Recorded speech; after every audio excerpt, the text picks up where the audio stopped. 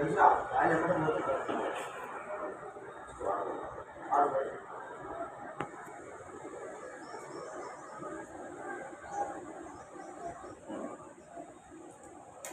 water పోయి pump అనుకోండి 16 litre pump exact 16 litre pump మా రైతు ఏం చేస్తాడు ఏ మందు కొనుక్కొచ్చినా చేస్తాడు అది అడనే ఉంటుంది ఇక పంపులు ఏమైంది మనకు తెలియదుగా అది కరగదు చేయాలి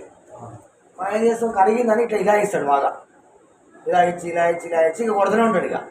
ఇది ఈయనే ఉంటుంది మనం ఏం చేస్తాం ఇది మన లిక్విడ్ రెండు సుక్కలే మీకు అలా ముందు అంతే ఓవర్ ఇడికే అందుకే ఎక్కువ ఏంటంటారా నేను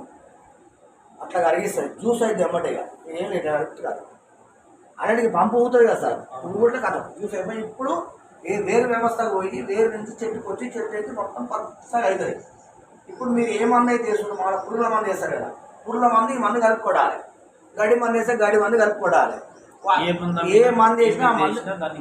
ఈ 5 ml 10 ml పోసి కలిపి కొట్టాలి ఇట్లా బరాబర్ పనిచేస్తారు ఇది అసలు కాన్సెప్ట్ అనేది ఈ ఫార్ములా అన్నింటికి పనిచేస్తారు ఇది అప్సైడ్ అనేది ఇంటర్నేషనల్ ఇది ఏడ దొరకదు ఈ డబ్బా ఇది ఓన్లీ ఆన్లైన్ కంపెనీ వస్తుంది ఇది ఫ్లిప్కార్ట్లో బుక్ చేసినా ఈ స్టిక్కర్ వస్తుంది మందు రాదు అది కూడా చెప్పాలి రైతులు మీరు ఇది మన 12,000 రూపాయలు కదా ఫ్లిప్కార్ట్లో 60 రూపాయలు 600 ఉంటుంది మనకు కొంటాడు